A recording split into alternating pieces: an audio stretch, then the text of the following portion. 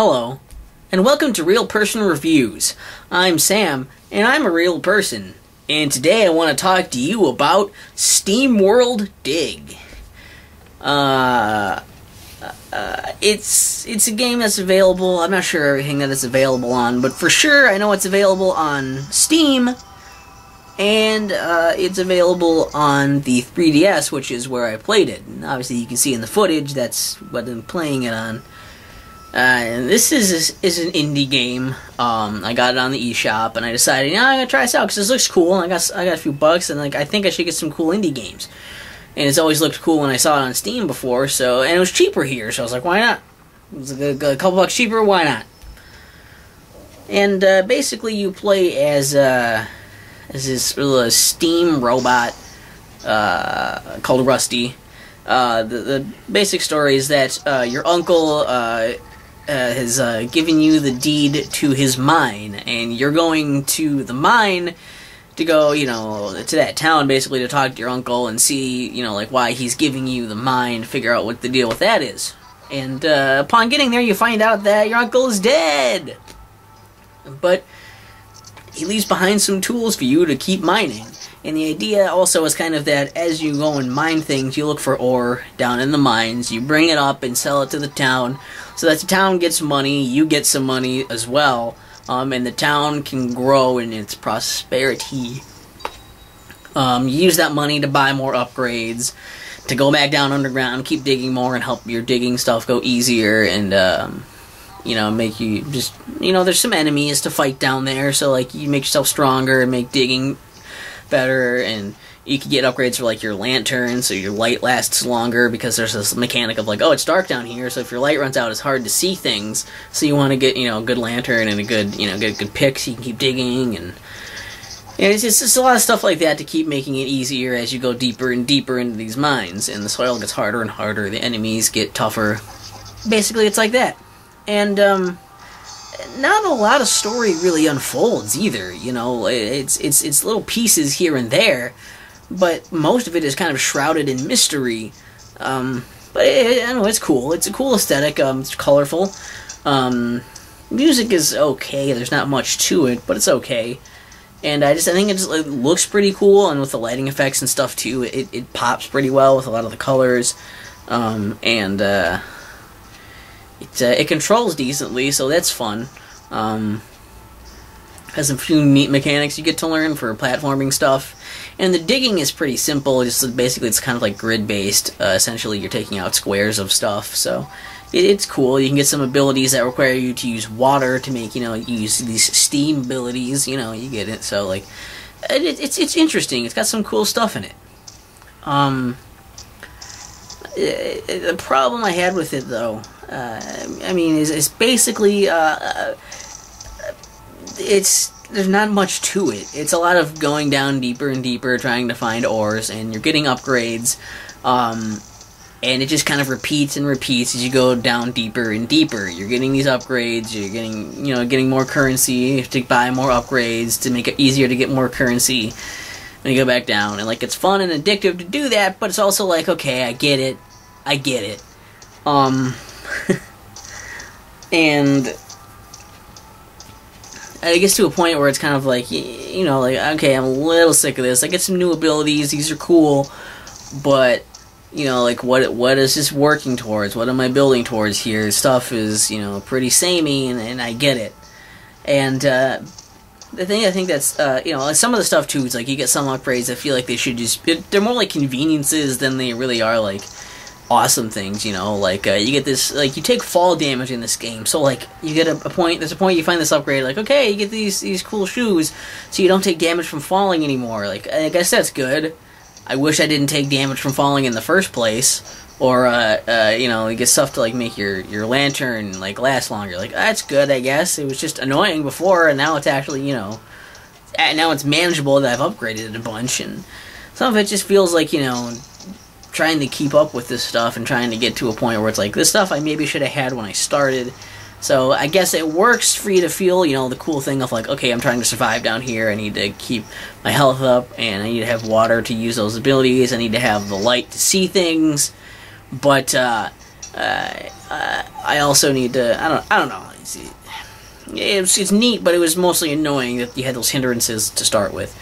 And some of it can get kind of annoying with the way you have to work your way down and then work your way back up to get out of the mine and stuff. Can be annoying at times.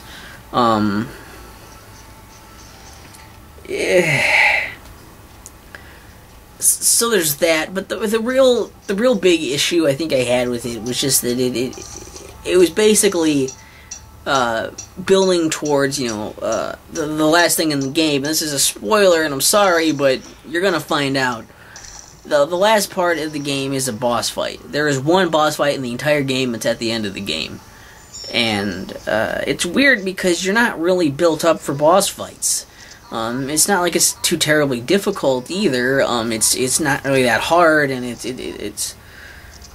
just like, it's just weird that they build you up to a boss fight when all you've been doing is mining and you know, you're mining through this stuff to get money and upgrades, killing a couple of, you know, enemies that are just kind of around, and then all of a sudden, oh, here's a huge boss for you to fight, and like then at the end of the game, it didn't really lead you up to that. You didn't really learn how to. It didn't feel like it built up to that. I felt like it was just like, what's gonna happen, and then it was like, here's a thing, and then it ended. And it just feels like there should be more content to the game than there is, I guess. More things for you to do, or, you know, more interesting things in it. And the content that's there gets a little old. So I don't know. It's just kind of a disappointing thing, and it's not necessarily, you know, worth paying $8 for.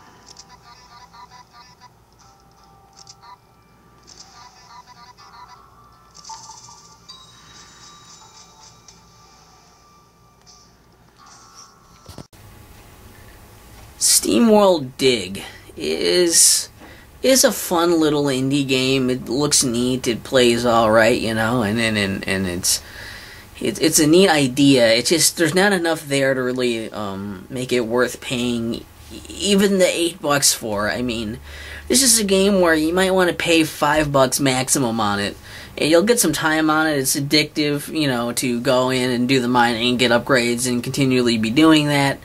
but it's a game where the mechanics kind of didn't really, you know, the cool different abilities you got didn't necessarily make playing the game that much easier or more fun. And it built up to a boss fight that, I mean, the one boss fight in the game, it didn't really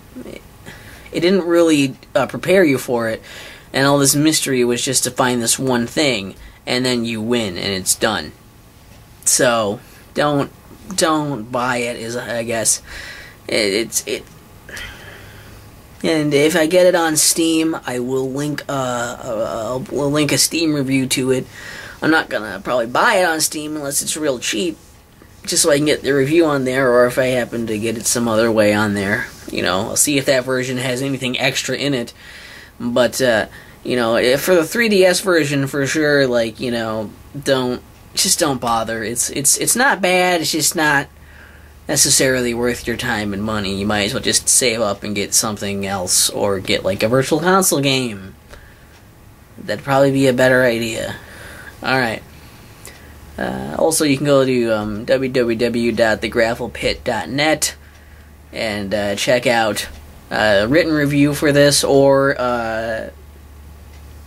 you know, click on the link in the description. It's probably going to be there. And I don't know if you like me doing indie games from the 3DS, or, you know, I could do that. Or if you just want to see more stuff on indie games, I don't know. Let me know in the comments, or whatever. You won't do it anyways. But I'm a real person.